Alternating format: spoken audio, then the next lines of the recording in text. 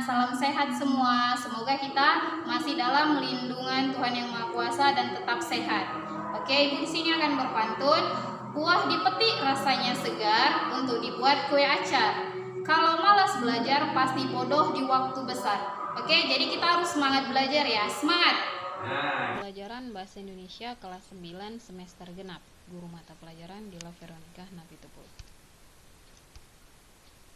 Kompetensi dasar: mengidentifikasi informasi teks diskusi berupa pendapat pro dan kontra dari permasalahan aktual yang dibaca dan didengar. Tujuan pembelajaran: melalui kegiatan mengamati, menanya, mengumpulkan informasi dan mengomunikasikan, siswa dapat mengidentifikasi argumen pro dan kontra dalam teks diskusi. Di sekitar kita seringkali ditemui suatu permasalahan. Contoh permasalahan yang seringkali terjadi yaitu munculnya perbedaan pendapat. Salah satu cara menyelesaikan perbedaan pendapat yaitu dengan melakukan diskusi atau musyawarah. Teks diskusi disusun untuk menyajikan pendapat, sudut pandang atau perspektif yang berbeda terhadap suatu permasalahan yang disertai argumen. Gagasan dan argumen dari semua sisi dievaluasi sebelum menentukan keputusan. Teks diskusi yang disajikan secara lisan maupun tulis dapat menguji topik yang kontroversial, menggunakan argumen secara langsung terhadap topik dan harus meyakinkan. Diskusi merupakan salah satu bentuk kegiatan wicara. Dengan berdiskusi, kita dapat memperluas pengetahuan serta memperoleh banyak pengalaman. Teks diskusi terdiri atas beberapa paragraf. Pada setiap paragraf tertentu terdapat satu gagasan atau ide pokok dan beberapa gagasan penjelas. Untuk memahami isi teks diskusi, Anda bisa menemukan ide atau gagasan pokok setiap paragraf dalam teks tersebut.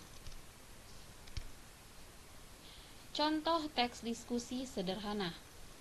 Dampak anak pengguna Facebook. Apa saja manfaat Facebook?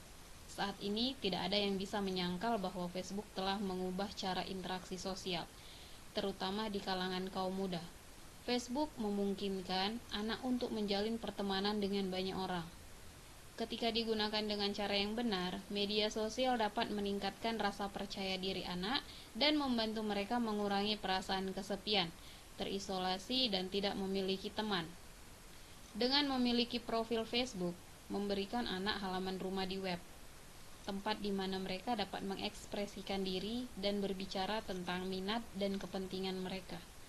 Mereka bisa bergabung dengan komunitas-komunitas tertentu dan mencari tahu banyak tentang bidang-bidang yang membuat mereka tertarik seperti lingkungan, hewan, seni, ataupun musik.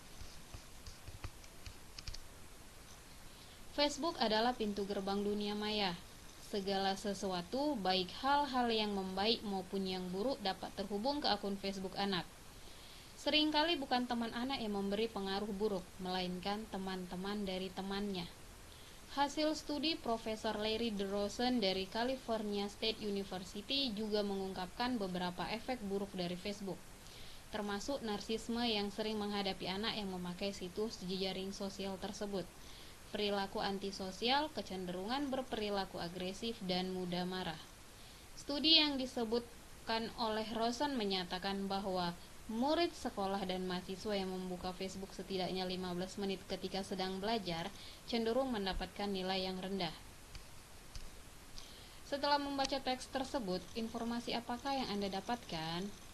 Bacaan tersebut membahas tentang sikap tidak setuju atau kontra dan setuju atau pro terhadap anak-anak pengguna Facebook.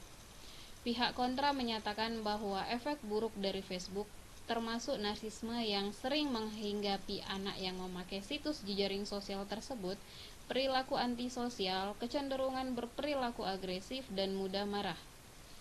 Sedangkan pihak pro menyatakan bahwa media sosial dapat meningkatkan rasa percaya diri anak dan membantu mereka mengurangi perasaan kesepian, terisolasi, dan tidak memiliki teman. Baiklah, kesimpulan dari pembelajaran hari ini. Setelah melihat dan mendengar video pembelajaran tersebut, maka kita simpulkan bahwa dengan berdiskusi kita dapat memperluas pengetahuan serta memperoleh banyak pengalaman. Dalam berdiskusi melibatkan beberapa orang, dan dengan berdiskusi kita dapat menemukan solusi dan menyelesaikan masalah. Yang terakhir ada penugasan. Pertama, pernahkah kamu berdiskusi dengan beberapa temanmu? Yang kedua, apa yang kamu diskusikan? Argumen yang bagaimana muncul dalam diskusimu? Yang ketiga, jika ada penjelasan yang tidak jelas, silahkan buat pertanyaan kepada ibu guru. Nah, yang terakhir, kumpulkan tugasmu melalui WA Group atau Classroom. Oke, sampai di sini dulu pembelajaran kita hari ini. Tetap jaga kesehatan dan jangan lupa mengerjakan tugas. Oke, sampai jumpa.